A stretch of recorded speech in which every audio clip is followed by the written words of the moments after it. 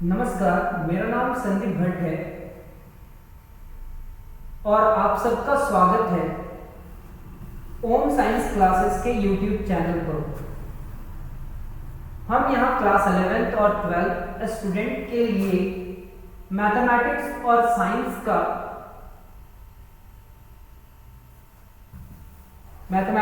Science के topics को simple और इजी तरीके से समझाने का कोशिश करते हैं। आज का हमारा टॉपिक है क्लास 12 मैथ्स टॉपिक फंक्शन, जिसका एपिसोड नंबर 6 है। आज हम लोग कुछ एडवांस थोड़ा क्वेश्चन सीखने का कोशिश करेंगे। आज का क्लास में हम लोग डोमेन और रेंज के बारे में समझने का कोशिश करेंगे, लेकिन आज के क्लास में आपको थोड़ा सा क्लास 11 का एक टॉपिक अच्छा होना चाहिए, लीनियर इन इक्वेशन। शायद आप पढ़े होंगे, नहीं भी पढ़े होंगे तो कोई बात नहीं। आज जो हम नोट्स देंगे बस उस नोट्स को एक दो बार प्रैक्टिस कर लेना, आपको समझ में आ जाएगा।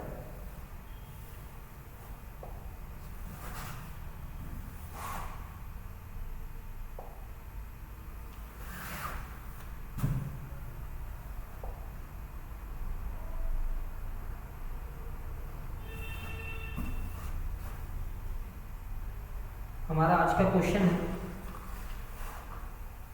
Find the domain and range, example number 13।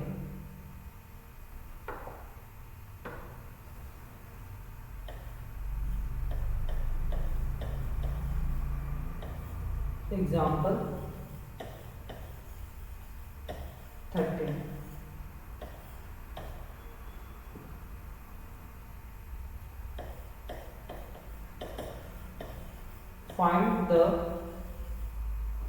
find the domain and range, find the domain and range, find the domain and range of the real function, of the real function।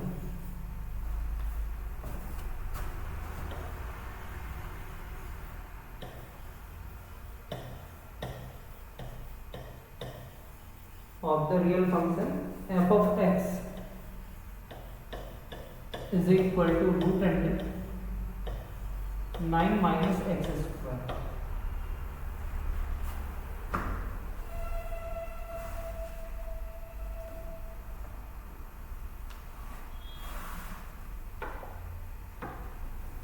Solution लिखेंगे।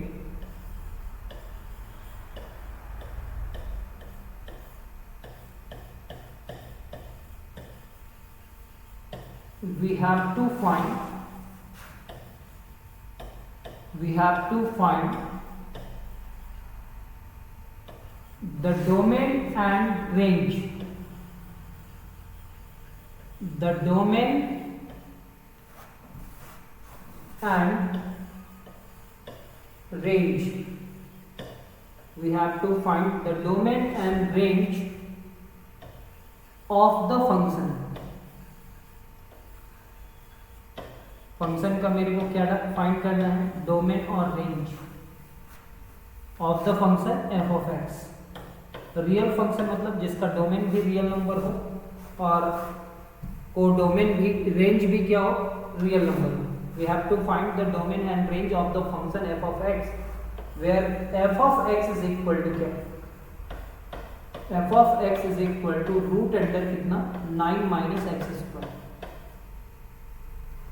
चलिए आपको find करना है domain और range. Root के अंदर में कभी भी नंबर लिखा हुआ रहे और वो नंबर कैसा रहे, निगेटिव, तो ऐसे नंबर्स को हम लोग कहते हैं इमेजिनरी नंबर्स। ये सारे नंबर्स क्या होते हैं, imaginary.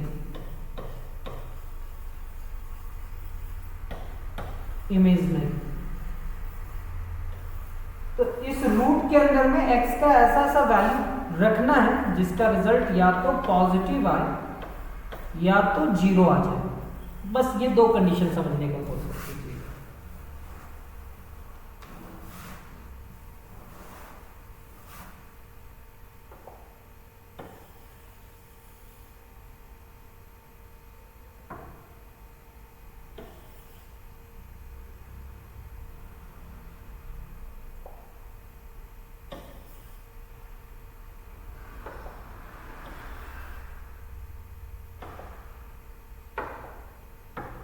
where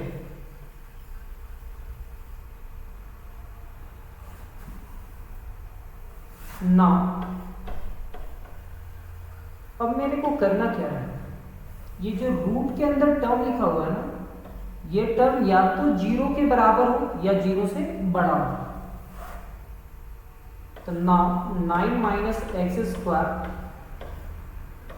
is greater than और इक्वल टू 0, या ऐसा कंडीशन होगा।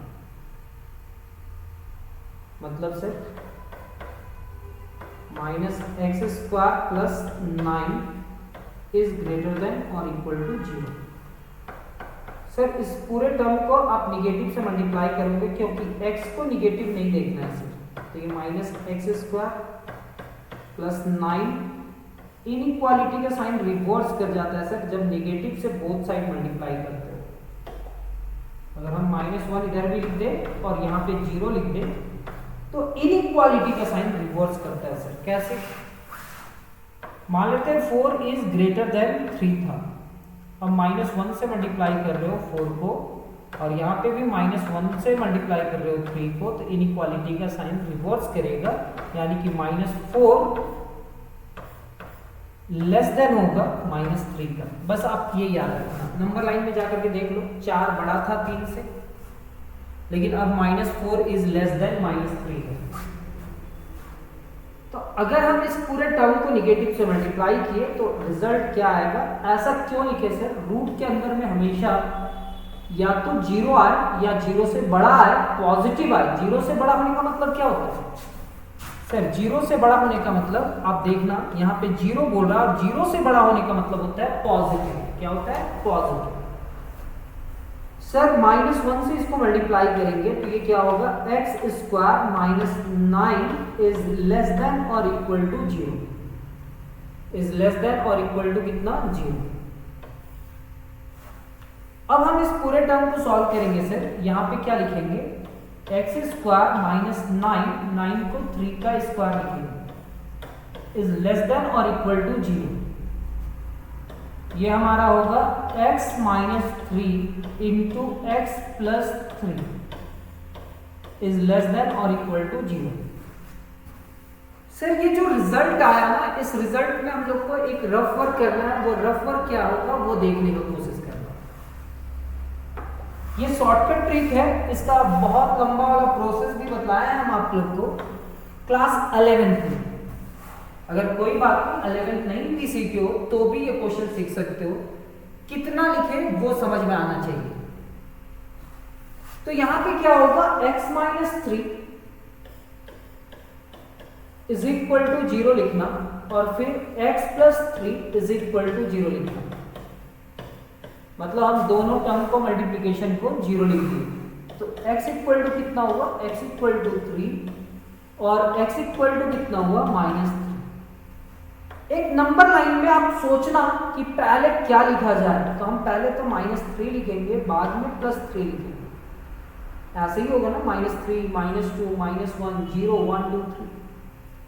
तो लेफ्ट साइड में -3 और राइट साइड में 3 हो। सर ये नंबर लाइन को कट करना और इधर लिखना पॉजिटिव, और चलो चेक करो ये पॉजिटिव होगा या नहीं होगा। हम सबसे पहला बात किए कि 9 माइनस एक्स स्क्वायर को सोचे कि ये पॉजिटिव होगा। फिर सेकेंड में माइनस एक्स स्क्वायर फिर +9 लिखे और फिर माइनस से मल्टीप्लाई किए, तो इनइक्वालिटी का साइन रिवर्स किया।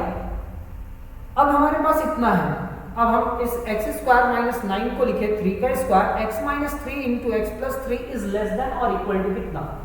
0।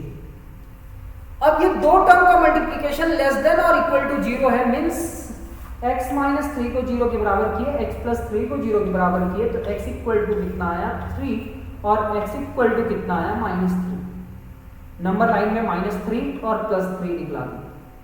इधर आप लिखे पॉजिटिव। क्यों सर? अगर आप इधर का कोई नंबर लेते हो 4 और 4 को यहाँ पे रखते हो, तो 4 minus 3 is equal to 1 and 4 plus 3 is equal to 7। 1 अगर 7 से मल्टीप्लाई करेगा तो पॉजिटिव होगा। सर ये पॉजिटिव, सर ये निगेटिव होगा। निगेटिव कहने का मतलब -3 से 3 के बीच का कोई भी नंबर ले लो, चलो 1 ले लेते हैं। 1 लेंगे तो 1 minus 3 is equal to -2 and 1 plus 3 is equal to 4। -2 4 से मल्टीप्लाई करेगा तो निगेटिव, मतलब यहां से यहां तक का रिजल्ट इसका निगेटिव होगा और फिर इधर रिजल्ट पॉजिटिव देगा। तो सर पहला पॉजिटिव फिर निगेटिव फिर क्या पॉजिटिव, ऐसा कुछ हुआ सर। अब मेरे को देखना है कि ये रिजल्ट कहां से कहां के बीच में है, पॉजिटिव है कि निगेटिव है। तो आप देखो ना सर, 0 से छोटा कोई नंबर दिखला रहा है, 0 से लेस देन दिखला रहा है, तो वो नंबर कैसा होगा, निगेटिव या पॉजिटिव सर। तो सर वो निगेटिव का बात किया जा रहा है, और किसका बात किया जा रहा है, निगेटिव। तो निगेटिव कहां से कहां, -3 से +3, -3 से +3 इस इंटरवल में देखो। क्योंकि यहां पे इक्वल टू का भी साइन है, किसका साइन है, इक्वल टू का भी साइन है, तो हम यहां पे लिख सकते हैं this implies that x belongs to closed interval -3 to 3। तो इसका डोमेन जो हुआ ना सर, रियल नंबर में तो बहुत सारा पॉइंट होता है ना सर, +∞ to -∞, यानी कि -∞ to +∞। तो इसका जो रियल फंक्शन देगा, रियल वैल्यू देगा, वो कहां से कहां से, -3 to +3 और इक्वल टू का साइन है, तो क्लोज्ड इंटरवल होगा। तो ये इसका डोमेन कहलाएगा सर, क्या कहलाएगा, डोमेन। आप ऐसे लिख भी सकते हो, therefore dom f is equal to, therefore dom f, domain of f, ये जो रियल फंक्शन डिफाइंड होगा वो कहां से कहां के बीच में, x such that x belongs to real number and -3 is less than or equal to x and x is less than or equal to 3। यही इसका डोमेन होगा सर। मतलब यहीं पे इसका जो भी वैल्यू रखिए आप, -3 रखिए या +3 रखिए या -3 और +3 के बीच का कोई भी वैल्यू रखिएगा, रिजल्ट क्या होगा, हमेशा पॉजिटिव होगा। अगर आप इस रिजल्ट को क्या रखना चाहते हैं, अगर आप इस रिजल्ट में +1 रखना चाहते हैं या -1 रखना चाहते हैं या +4 रखना चाहते हैं, जैसे 4 रखते हैं, इधर का वैल्यू रखते हैं, तो 4 का स्क्वायर 16, 9 - 16 इज इक्वल टू कितना होगा, -7। रूट के अंदर में -7 एक इमेजिनरी नंबर होगा। अगर -4 भी रखेंगे, तो -4 का स्क्वायर 16, 9 - 16 इज इक्वल टू -7, वो भी निगेटिव, यानी कि रूट के अंदर निगेटिव होना इमेजिनरी नंबर होता है। तो इसका डोमेन यहां पे होगा। अब इसका रेंज के लिए क्या करें सर, तो जो फंक्शन है ना, तो उसमें क्या करना, लिखना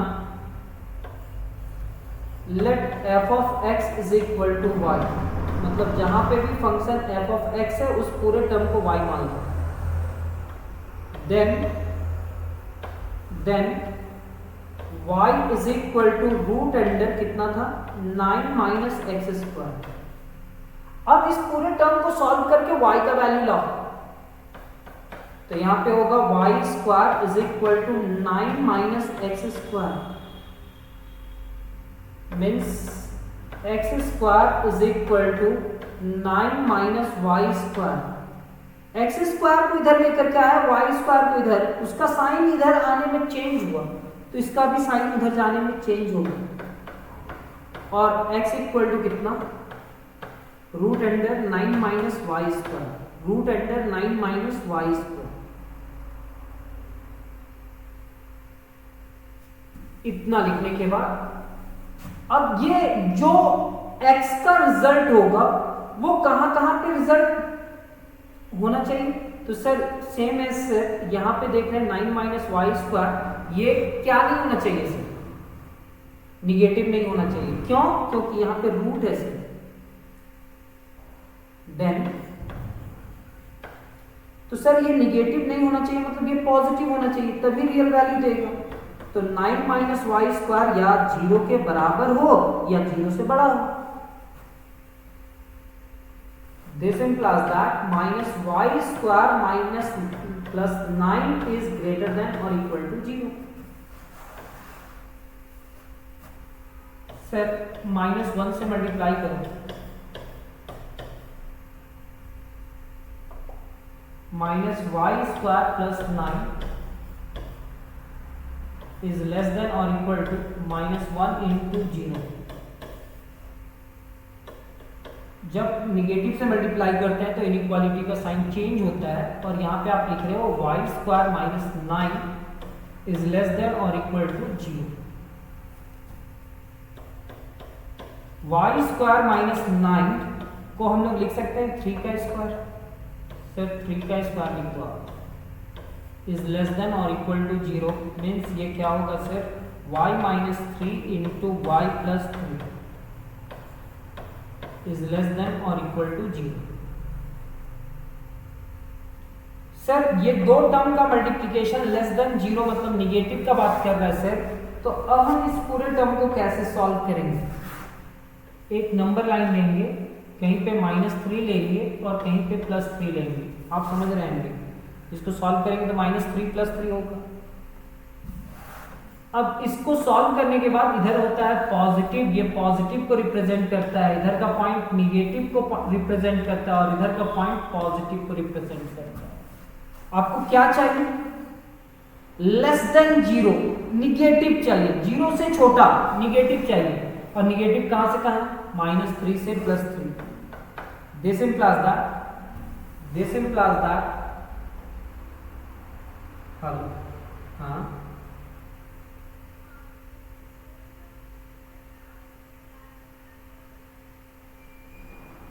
आप कौन बोल रहे हैं?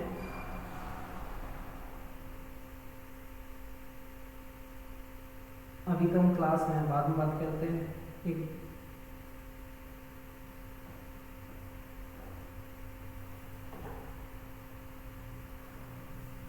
सर यहाँ पे कॉल आ गया था, कोई नहीं। यहाँ पे क्या है कि ये दोनों टर्म का मल्टीप्लिकेशन लेस देन क्या है? 0, 0 से छोटा और 0 के बराबर। इसका मतलब आप क्या समझेंगे सर? इसका मतलब यही समझेंगे कि निगेटिव का बात किया जा रहा है। किसका बात किया जा रहा है? निगेटिव का। यानी कि y बिलोंग्स टू कहां से कहां के बीच में कर सकता है? +3 से -3 क्लोज्ड इंटरवल, क्योंकि यहां पे इक्वल टू का भी साइन है। यानी कि रेंज ऑफ f इस फंक्शन का जो रेंज होगा वो सारे रियल नंबर्स होंगे y, and y belongs to real number, y belongs to real number. Set के सारे मेंबर्स y, और y कहां से लिया जा रहा है? Real number. एंड y का वैल्यू जो होगा -3 इज लेस देन और equal to y, and y is less than और इक्वल टू 3। बस इसका रेंज क्लियर हो जाएगा। तो सर इस क्वेश्चन में डोमेन और रेंज दोनों सेम है सर, -3 to 3 क्लोज्ड इंटरवल। उसी के बीच में इस रिजल्ट को डिफाइन किया जा सकता है। तो रेंज में कुछ खास नहीं किए सर। जहां पे f(x) था सर, जहां पे f(x) था वहां पे आप क्या लिख दिए? y। और f(x) कहां पे था सर? यहाँ पे। तो इसके जगह पे y लिखे, और y लिखने के बाद इस पूरे टर्म को सॉल्व किया और x का वैल्यू निकालने का कोशिश की। रूट इधर आया तो स्क्वायर हुआ, x² इधर आया निगेटिव पॉजिटिव हुआ, और ये पॉजिटिव निगेटिव हुआ, और x का वैल्यू रूट में लिखे। रूट में लिखने का मतलब क्या हुआ कि रूट का जो वैल्यू होता है वो हमेशा पॉजिटिव होना चाहिए या 0 के बराबर होना चाहिए। अगर निगेटिव होगा तो वो इमेजिनरी नंबर होगा, इसलिए हम लोग ऐसे लिखे। यहाँ पे जो वेरिएबल होता है वो निगेटिव नहीं होना चाहिए। तो -y² + 9 इज ग्रेटर देन और इक्वल टू 0 मीन्स -1 से बोथ साइड मल्टीप्लाई करा तो ये निगेटिव पॉजिटिव हुआ और ये इनइक्वालिटी का साइन रिवर्स किया। ऐसा कुछ है, ये रिजल्ट है। अब बुक से मैच करना, आपको समझ में आया होगा।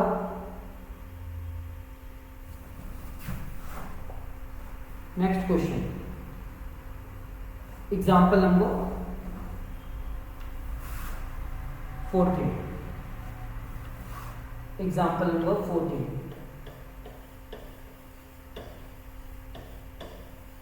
Example 14।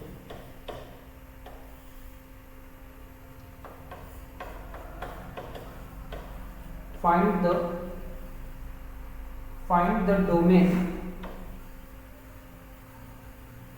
the domain and range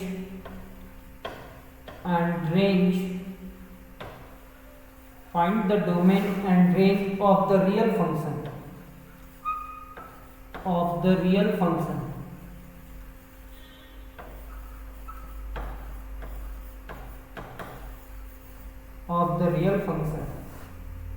comma defined by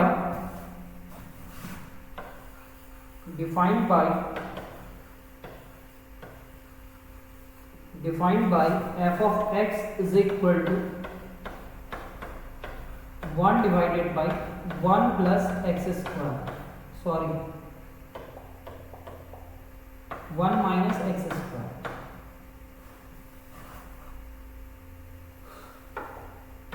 Solution.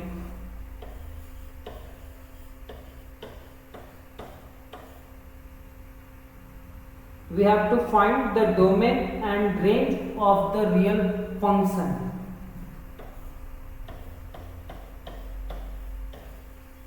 We have to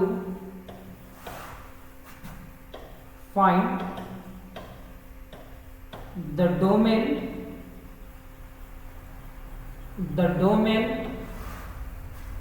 and range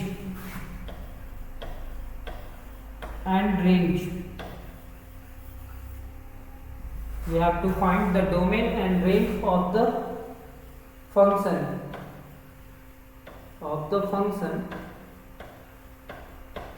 f of x, where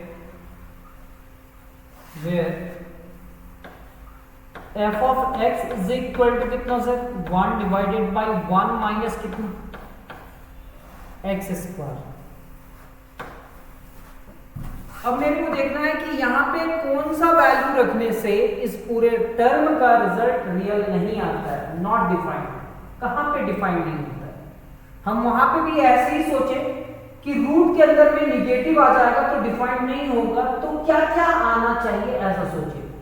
तो सर इसमें क्या रखेंगे कि ये रिजल्ट डिफाइंड नहीं होगा? देखना सॉल्यूशन में सर, अगर आप इसकी जगह पे +1 रखो या -1 रखो, 1 का स्क्वायर 1 होकर के 1 - 1 होगा और 1 - 1 = 0। 1/0 इंफिनिटी होता है, डिफाइंड नहीं होगा। मतलब ये 1 - x² 0 के बराबर नहीं आना चाहिए। अगर 0 आ गया तो ये डिफाइंड नहीं होगा। तो ये फंक्शन कहाँ पे डिफाइंड नहीं होता है, ये सोचना है।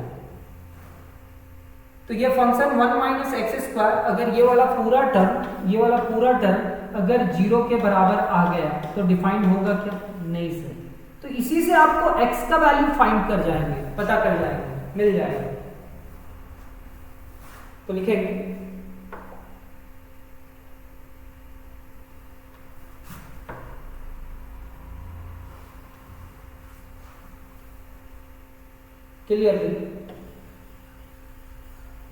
clearly 1 divided by 1 - x², clearly 1 divided by 1 - x² is not defined,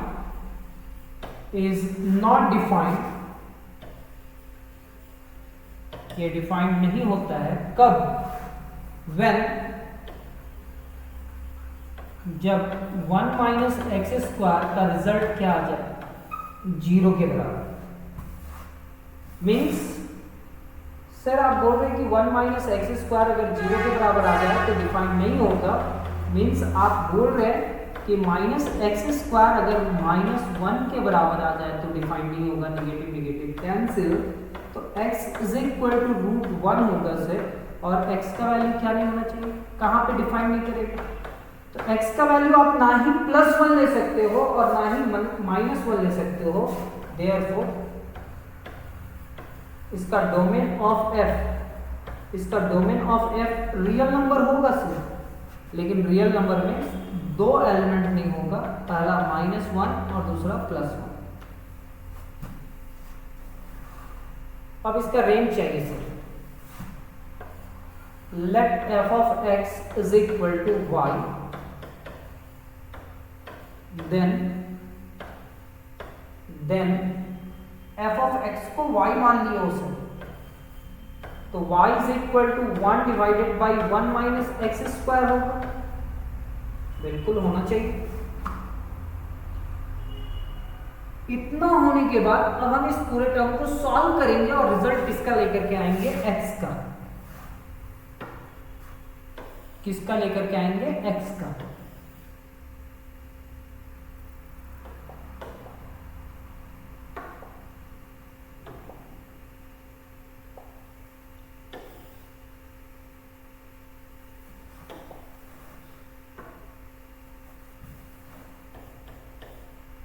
y into 1 minus x square is equal to 1.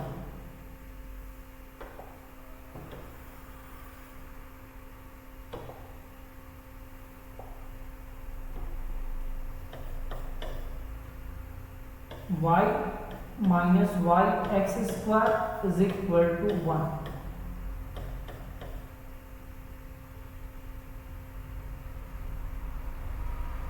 ये y इधर जाएगा, minus Y X square is equal to 1 minus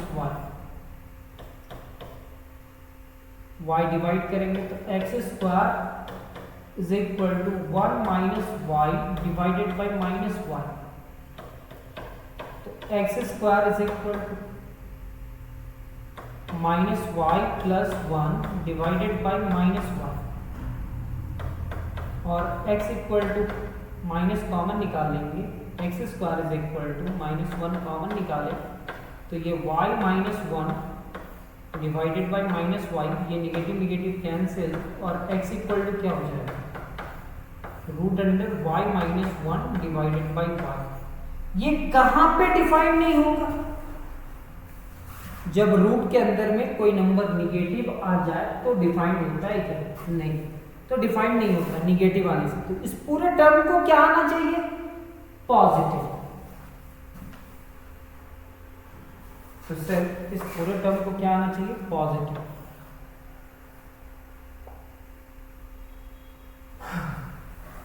लिखेंगे व्हेन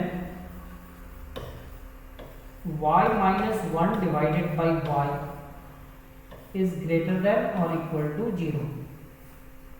तो इससे दो पॉइंट आएगा, एक y minus 1 is equal to 0 तो y is equal to 1 and second y is equal to 0, दो पॉइंट आएगा। जब हम इस पूरे टर्म को 0 के बराबर किए तो 1 आया, इस पूरे टर्म को 0 के बराबर किए तो 0 आया। ये रफ वर्क है, एक नंबर लाइन बनाए और कहीं पे 0 लिखेंगे और कहीं पे 1 लिखेंगे। ये निगेटिव की पॉजिटिव, पॉजिटिव को दिखलाता है, 1 के बाद इधर जो भी नंबर रखो तो ये पॉजिटिव देगा, ये निगेटिव का वैल्यू देगा। 0 और 1 के बीच में कोई भी वैल्यू रखोगे तो निगेटिव वैल्यू देगा, और ये पॉजिटिव, ठीक है। तो इसका रेंज क्या होगा, तो सर इसका रेंज क्या होगा वो समझते हैं। सर ये जो रिजल्ट है वो पॉजिटिव या 0 के बराबर का बात किया जा रहा है सर, तो y का वैल्यू या तो 1 के बराबर ले ले या 1 से बड़ा ले ले, तो 1 माइनस 1 क्या होगा, 0। लेकिन सर y का वैल्यू 0 नहीं ले सकते सर, 0 की इधर कोई भी वैल्यू ले सकते हैं, तो माइनस इन्फिनिटी से माइनस 0 ओपन इंटरवल, फिर यूनियन 1 से कहां तक, 1 से प्लस इन्फिनिटी तक, ये इसका रेंज होगा, और 1 इसका क्लोज्ड इंटरवल होगा। 1 लिया जा सकता है लेकिन इन्फिनिटी ऐसा है। Therefore range of f is equal to open interval minus infinity से 0 open interval union closed interval 1 to infinity, ऐसा होना चाहिए। चलिए लिखिए,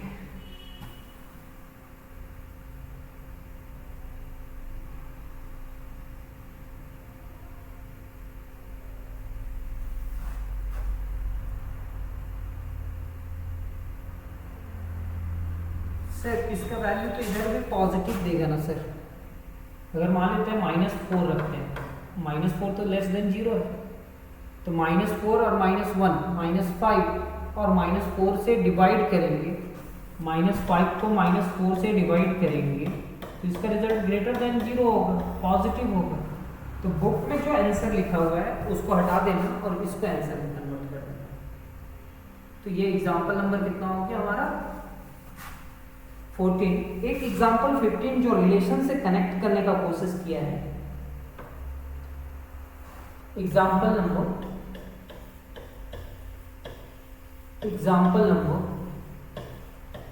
15।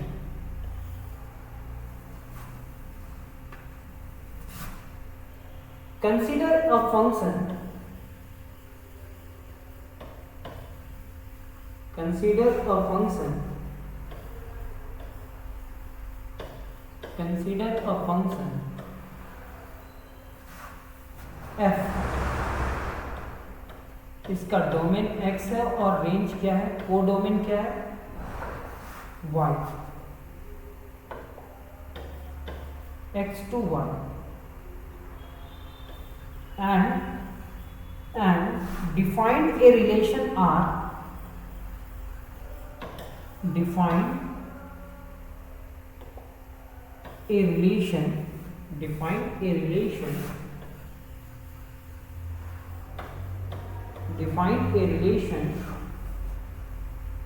R in X। आपको एक रिलेशन डिफाइन करना है R का, किसमें, X में, by R is equal to, वैसे दो एलिमेंट लेना है A कॉमा B जो इस कंडीशन को क्या करता होगा, सेटिस्फाई। मतलब image of A is equal to image of B। अगर दो अलग अलग एलिमेंट का इमेज सेम होगा तो ही उस एलिमेंट का ऑर्डर्ड पेयर यहां पे रखेंगे। सो दैट अगर ये रिलेशन ऐसा है तो ये रिलेशन कौन सा रिलेशन बनाता है, so that R is an equivalence relation। Equivalence relation कैसा रिलेशन बनाता है, इक्विवेलेंस। अगर इक्विवेलेंस रिलेशन का बात किया जा रहा है यहाँ पे, तो इक्विवेलेंस का मतलब क्या होता है आप मेरे को बतलाओ। सर आप लोग पढ़ करके आए हो इक्विवेलेंस रिलेशन मतलब रिफ्लेक्सिव होता है, सिमेट्रिक होता है और ट्रांजिटिव होता है। ऐसा फंक्शंस जो खुद के साथ रिलेशन बनाए, मेरा आपके साथ तो आपका मेरे साथ भी इमेज सेम बने, और ट्रांजिटिव मेरा आपके साथ इमेज जो बन रहा है उनका उनके साथ जो इमेज बन रहा है और मेरा और उनका इमेज सेम हो, तो अब हम उस रिलेशन को कहते हैं ट्रांजिटिव। तो ये तीनों कंडीशन को सेटिस्फाई करता है, रिफ्लेक्सिव, सिमेट्रिक और ट्रांजिटिव। और माना गया है कि एक फंक्शन है जो f(x to y) है और रिलेशन R जो है वो x के साथ बना रहा है। कब a comma b is equal to f of a is equal to f of b, so that R is equivalence relation in R। Solution में लिखेंगे R satisfy the following property, ऐसे नहीं लिखेंगे, we have to show that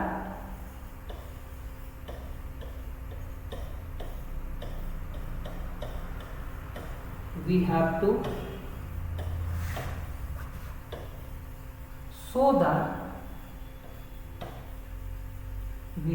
show that R is an equivalence relation। R is an equivalence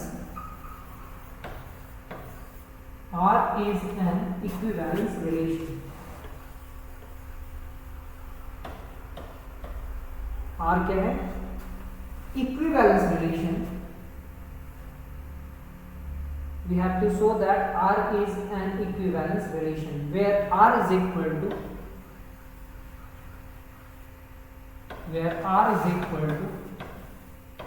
A comma B, और ये A B दोनों ही X का element होगा, सच दैट एफ ऑफ ए और F of B ये हमारा y का member होगा।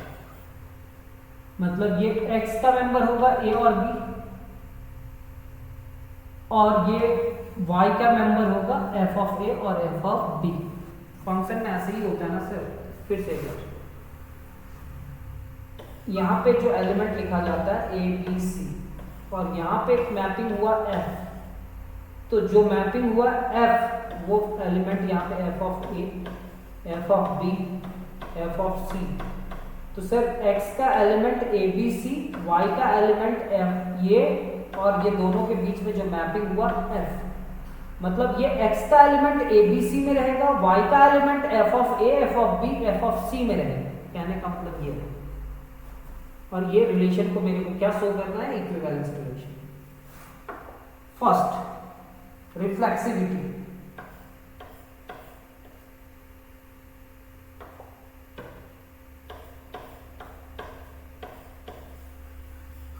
रिफ्लेक्सिविटी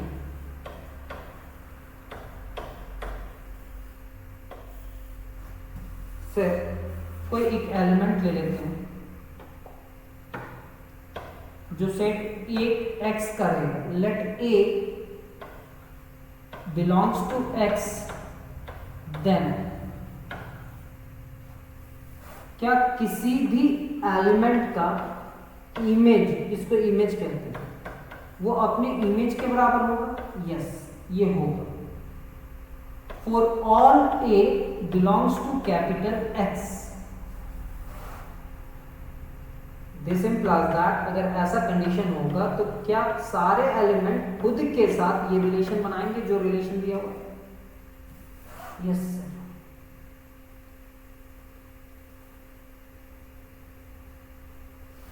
यहां पे इस चीज को इस जगह पे लिखो।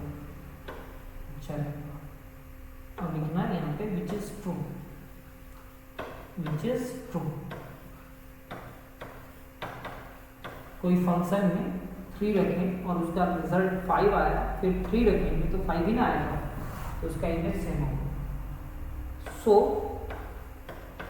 R is reflexive. R क्या हुआ? Reflexive.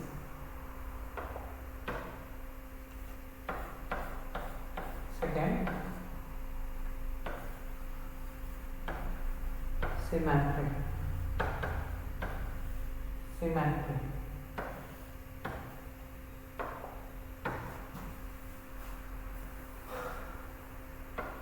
let A comma B belongs to capital X such that,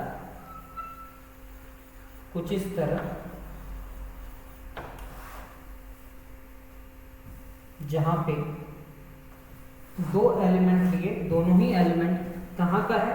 X का है, और ये दोनों ही एलिमेंट क्या बनाता है? रिलेशन। देन अगर ये रिलेशन बनाता है, इसका मतलब क्या होगा सर? सर आप बोल रहे हैं कि दो एलिमेंट लिए x का और ये रिलेशन बनाता है। देन अगर ये रिलेशन बनाता है तो इसका इमेज f ऑफ a किसके बराबर होगा सर? f of b। अगर ये 5 आ रहा है और ये भी 5 आ रहा है तो क्या हम नहीं लिख सकते हैं ऐसे कि f ऑफ b का भी इमेज f ऑफ a के बराबर होगा? लिख सकते हैं हम। और ये क्या होगा? b कॉमा a का भी इमेज r में होगा। किसमें r होगा? r में। For all a comma b belongs to real number, sorry x, ये सारे x का मेंबर होगा। 10 क्या देखे सर? देखे कि a कॉमा b किसका था? रिलेशन बना रहा था, और फिर आप प्रूफ क्या किए कि b कॉमा a भी क्या बना रहा है? रिलेशन बना रहा है। तो इसका मतलब क्या हुआ? सो जो रिलेशन R है वो सिमेट्रिक रिलेशन है।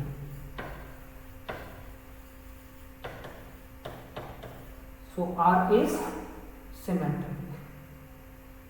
थर्ड आते हैं हम लोग ट्रांजिटिव में।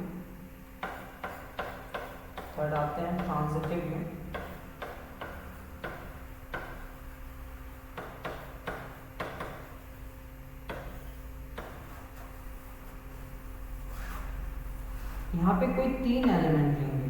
Late a b c belongs to capital x such that a b के साथ रिलेशन बना रहा है एंड बी सी के साथ रिलेशन बना रहा है, देन आपको प्रूव करना है ए सी के साथ रिलेशन बना रहा है।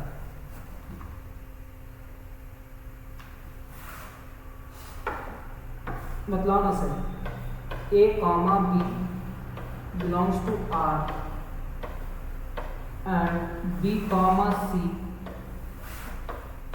belongs to R. This implies that A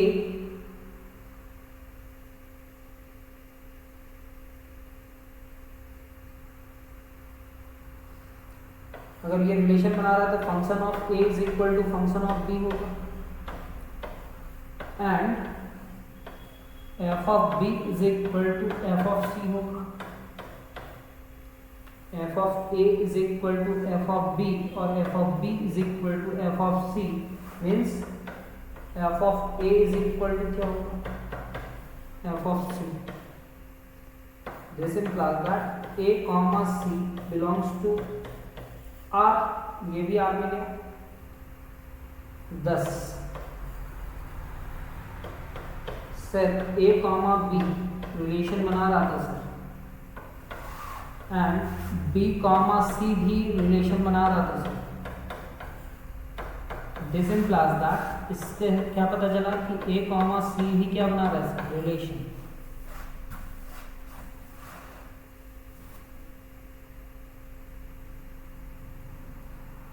तो यहां पे हम क्या लिखेंगे, सो r is transitive.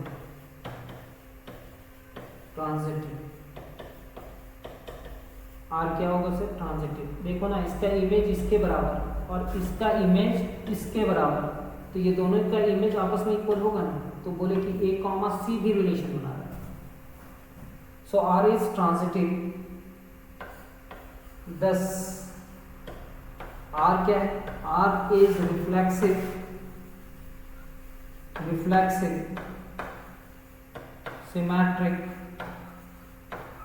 symmetric and transitive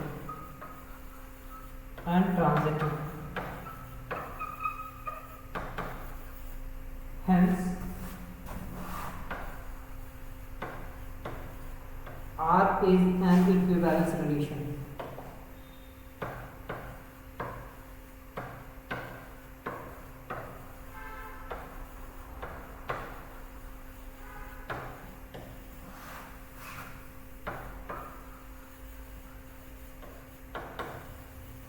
R is an equivalence relation.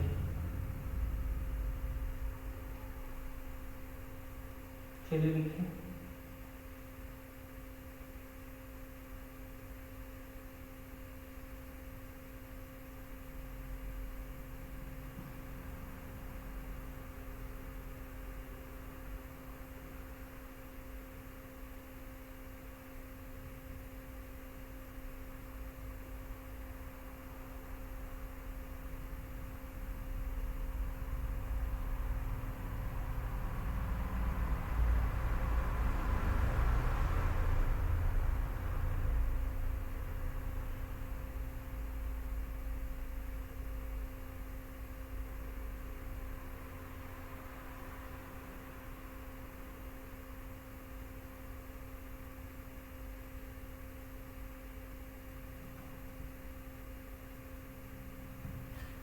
तो आज हमने एग्जाम्पल 13, 14 और 15 का एग्जाम्पल को सॉल्व करने का कोशिश किए.